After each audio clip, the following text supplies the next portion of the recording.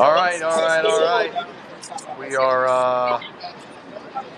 We are doing our best right now. We're going to leave it at that. Nick, you are at PNC Park. I am in a hotel in Bloomington, Indiana. I don't know if you know this or not, but in Bloomington, Indiana, the Reds are blacked out still here. Just in case you wanted to drive 3 hours to the ball game, they don't want you. But you were there in person, in the flesh.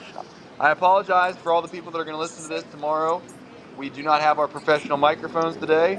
Nick, I don't know when you'll be back in town, but you got to bear with us. We said we're going to do it after every Reds game. So here we are. We're doing our best. You look like you're enjoying yourself, obviously, until the Reds lost. But your overall thoughts of PNC Park and then the Reds in general. All right, first off, can you hear me before I start talking for no reason here? Yeah. It's working so far, so go as fast as you can. All right. Hey, when I get back, I'll record some separate audio for the podcast version, so never fear. We'll get something good for you. Yeah, I mean, look, it's a tough first inning for Weaver. He pitched really darn well after that.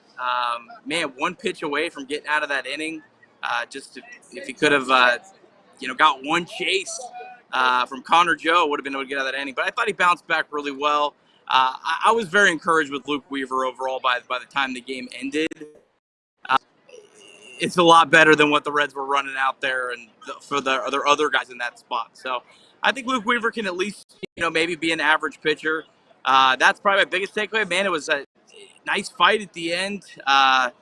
Spencer Steer, man, if that ball would have just got down, crushed that ball to left field, would have tied the ball game. So just the biggest difference between the Reds and Pirates right now is the Reds just don't have enough power. I mean, that's flat out what I'm seeing is there's just not enough guys right now that can hit the ball out of the ballpark. Hopefully guys like, Fraley and Myers and Steer can show a little bit more power here. But, I mean, look, the Reds completely out-hit the Pirates all night. I think it was 8 or 9-4, I think was the final to hit total. So just need to show a little more power. But, yeah, tough one. Yeah, so I am helping Casey McCollister's out here. You should see him. He's trying to run the production right now out of a hotel room. This is like hilarious that we've somehow somewhat pulled this off. The fact of the matter is this: I have in the rundown, can we score? We want to complain as much as we want to talk, and all the bullpens this, the bullpens that, our fourth and fifth starter, or this and that. Like the truth of the matter is, we got to find a way to score some runs. I know we made a little bit of a push there towards the end, but it would be nice if we weren't going 6, 7, 8 innings in a row without even cracking the scoreboard. Now, I know that there's teams that go through slumps and struggles every year. You always get this situation. I think it was the Mets of all teams this year at the beginning of the year. They didn't score for like the first three games. I tell you what, I wish I was there. I mean, the truth of the matter is, their their football team sucks. Their football team sucks, and their baseball team sucks. So I'd be pissed off too if I was them, walking by you, saying nasty things. That's all good and well.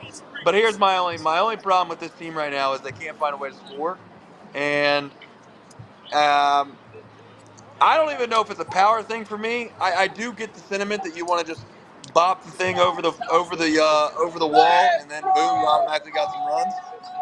But we just have an issue with too many guys in this lineup that aren't big league hitters.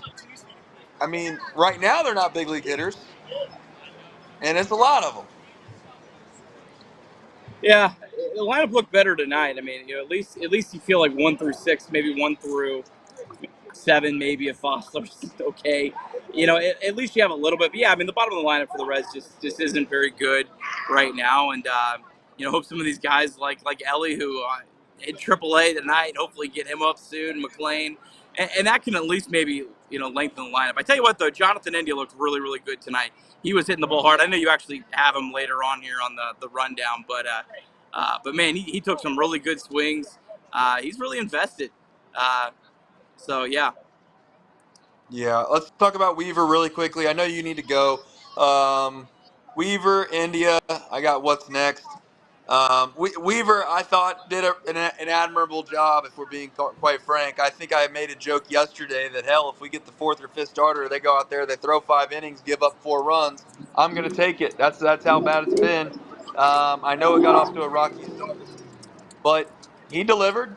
I mean, he delivered. And you can say whatever you want. Yeah, he gave up all 4 runs in the first inning, but if anything, he showed some resilience, bounced back, and again, I think the bullpen should get a little bit of credit too here. I mean, they continue to throw the ball well. I know that at the beginning of the year they got crushed, but um, we're just in a spot right now where this team's just not very, you know, I don't want to say not very good, but I hate to say that, but that's kind of where we're at. And the team just doesn't seem like they're very good right now, and that's okay. We kind of knew that going in. Yeah. Yeah, I think Weaver, I think he only allowed 1 hit after that first inning. It was a real cheap hit to their catcher. Uh, Sorry, got people got to get to their cars to get out of here. But yeah, no, I thought he did pitch pretty well. And I'm definitely excited to see a little bit more of him, see what he can do. But Graham Ashcraft tomorrow, Trace. Yeah, well, he's a guy. He's a guy. I like Graham Ashcraft a lot, and you should too. Um, really quickly, Jonathan India continues to impress. I think he's, like it or not, his stock is going up, up, up, and up. What we decide to do that with as a franchise will be very interesting at the end of this year. I would be very interested to see what role the Reds front office decides to take with India. Um, and then I have on here last. I know you're going to add some thoughts at home when you get home. But lastly, I just put what's next. Um, I don't know what this looks like. I don't know what this looks like in probably 2 months. I don't think this lineup is even recognizable in 2 months, quite frankly. Yeah, yeah. Well, we'll see. Yeah, it's going to be a much different lineup by the time we get into August and September. But all right, Trey. So I'm going to sign off. I'll add some more thoughts to the podcast tomorrow morning. Clean this up a little bit. We'll see you tomorrow. Go Reds. All right, go Reds. See you, Nick. Take care of yourself. Be safe out there in Pittsburgh.